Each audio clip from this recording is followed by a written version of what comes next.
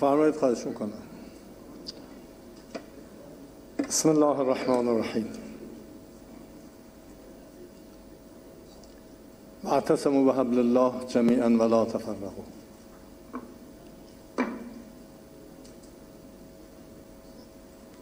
و من یعتصم بالله فقد هدی الی صراط مستقیم. من خدمت شما عزیزان، مهمانان گرامی، تجار، دانشگاهیان،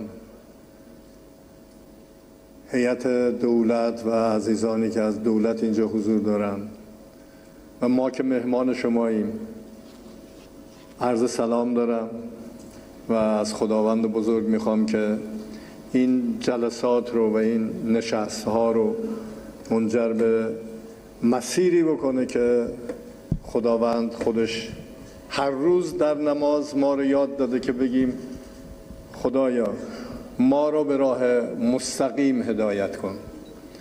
و راه مستقیم یعنی چنگ زدن به ریسمان خدا. و این آن چیزی است که در حقیقت شایسته و برازنده ماست. ارتباط ما و پاکستان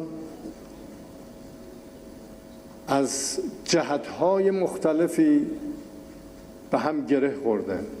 سابقه تاریخی، زبان و ادبیات مشترکی که داشتیم، فرهنگ ما، دین و باور و اعتقاد ما، همه اینها زمینه‌هایی است که ما رو با شما برادران و خواهران گره میزنه، زندگیمون رو، آیندهمون رو و آنچه که هست. علامه اقبال لاهوری، اون ادیب بزرگوار پاکستانی، ابیات و شعرهای بسیار زیبایی در رابطه با نگاه و این که مسلمان‌ها یک آینده روشنی با هم باید رسم بکنند رو داشته. اینجا بد نیست چند بیت از اشعار اون رو خدمت شما بگم که شاید ما ایرانی‌ها بیشتر از شما پاکستانی‌ها با شعرهای زیبا و الهام بخش اقبال لاهوری انیس بودیم، همراه بودیم. در یه بیتی میگه که خدا آن ملتی را سروری داد که تقدیرش به دست خیش بنوشت، با آن ملت سر و کاری ندارد که دهقانش برای دیگران کشت. خداوند میگه اون ملتی رو که اون ملتی رو سرور و آقا میکنه که برای عزت و سربلندی خودش تلاش میکنه، زحمت میکشه.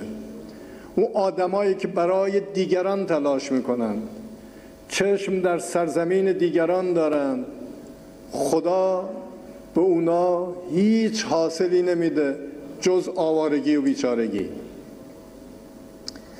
ما سیاستمداران، ما دانشگاهیان، ما تاجران باید دست به دست هم بدیم و وحدت و انسجامی رو که در اشعار اقبال هست، در اشعار و فرهنگ ما هست، در آیات قرآن هست، در احادیث هست، بهش عمل کنیم.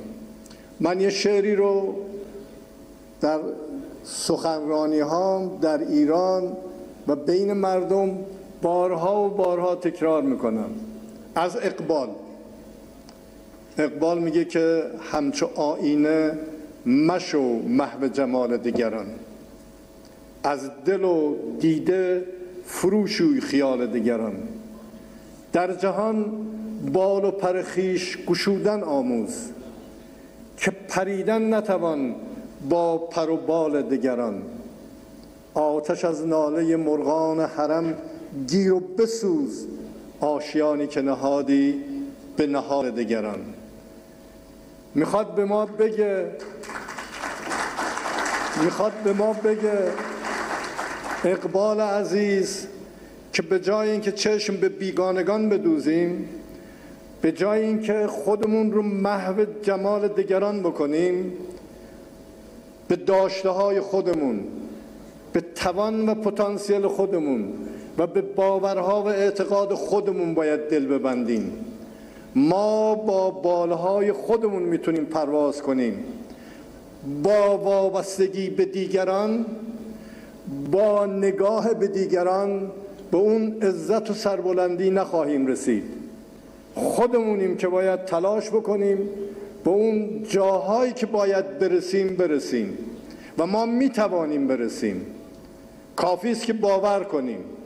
و در تمام اشعار علامه این تفکر و این اندیشه رو میخواد در ذهن خاورنشینان، در ذهن خاورمیانه‌ای ها همچنان زنده نگهدار و بیدار بکنه که